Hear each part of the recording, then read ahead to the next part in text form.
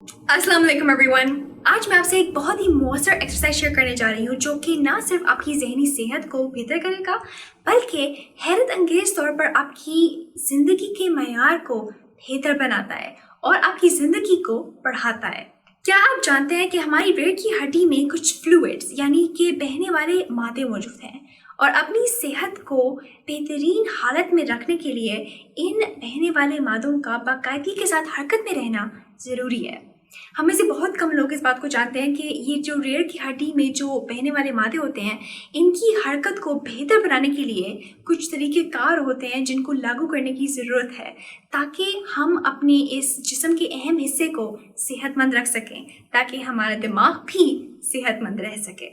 आज के इस दौर में हम अपनी रोज़मर्रा के कामों में, जैसे कि नौकरी पर, पढ़ाई करते हुए या फिर कारोबार में बहुत लंबा वक्त एक कुर्सी पर बैठे बैठे गुजार देते हैं।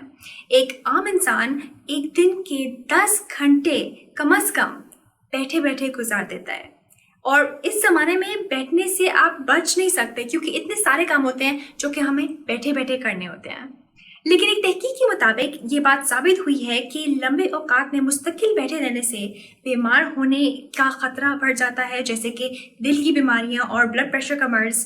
हम अपने ज़िंदा रहने के अरसे को कम कर रहे होते हैं और मोटापे के इम्कानात बढ़ जाते हैं, जो कि हमारी जहनी सेहत के लिए बहुत नुकसानदेह होता है। सानिया आलम से ट्रेनिंग के दौरान मैंने इस तरीक़ेकार को सीखा था और उन्होंने ना सिर्फ मुझे ये आगाही दी इसकी, बल्कि ये भी सिखाया कि मुस्तकिल बैठे रहने से जो हमें नुकसानात होते हैं उन्हें कैसे चंद सेकंड्स में एक एक्सरसाइज के ज़रिए हम ठीक कर सकते हैं। इस एक्सरसाइज का नाम है बैक टैपिंग, यानी कि पीठ को थपथपाने की मश्क। और ये एक बहुत ही मौसर और साइंस पे मबनी तरीक़ेकार है जो कि सानिया आलम के कोर्सेज में सिखाई जाती है। और ये ना सिर्फ आपकी रीढ़ की हड्डी में जो बहने वाले मादे हैं उनको हरकत में ले आती है, बल्कि ये आपके जिस्म और दिमाग के लिए भी बहुत ही मुफीद है।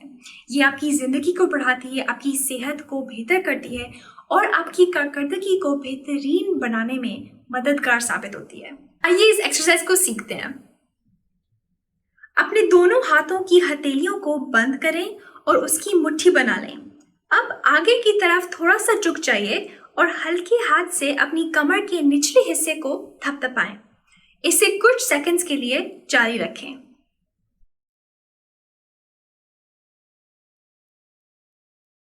मैं ये बात समझती हूँ कि जब हमें किसी मुकर्रर हद पे काम को मुकम्मल करना होता है या फिर इम्तिहान की हम तैयारी कर रहे होते हैं, तो हम बीच में से उठने को तरजीह नहीं देते और हम घंटों के लिए एक ही कुर्सी पर बैठे रह जाते हैं।